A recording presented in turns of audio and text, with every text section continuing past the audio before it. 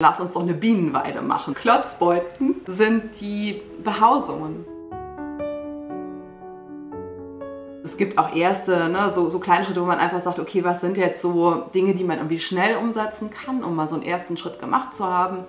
Das ist jetzt zum Beispiel so ein Projekt, was wir mit Gut Pezig zusammen umsetzen, von denen wir Hanfstroh beziehen für unseren Hanfflachs-Vlies. Zum Beispiel für die Einlegesohlen oder auch für die vegane Fütterung oder also das, worauf man letztendlich steht im Schuh. Und es war halt so eine erste Idee, okay, lass uns doch Blühstreifen pflanzen. Und dann hat Pezig gesagt, ja, Blühstreifen, warum Blühstreifen? Lass uns doch eine Bienenweide machen. So, und jetzt haben wir irgendwie 6 Hektar Blumensamen, also wir haben die besorgt und die haben die angepflanzt und dass da einfach eine Bienenweide entsteht. Also es ist ein sehr, sehr kleiner Beitrag zur Artenvielfalt, aber vielleicht, also das war jetzt eben einfach so, wo wir gesagt haben, das können wir jetzt sofort umsetzen und dann lass uns das so zusammen machen und es werden eben Klotzbeuten aufgestellt, wo dann auch Wildbienen drin leben können und also einfach so ein Mini-Beitrag schon mal dazu zu leisten, dass also die Quelle, aus der wir jetzt einen bestimmten Rohstoff beziehen, in sich vielleicht schon mal noch grüner wird oder noch artenreicher wird. Was sind Klotzbeuten.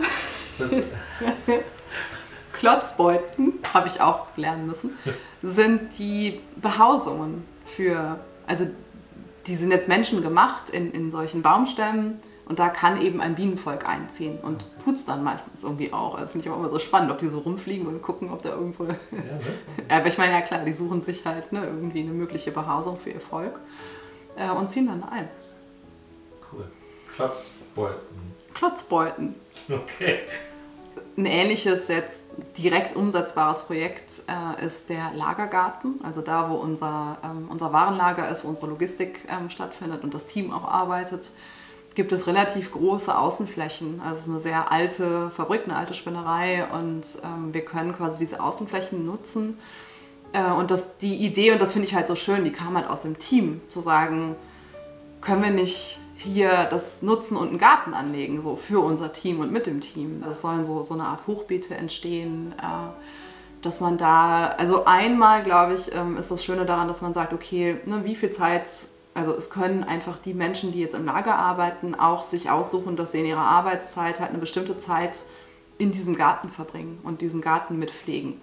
So auch ein bisschen als Ausgleich. Wir können da Essen produzieren.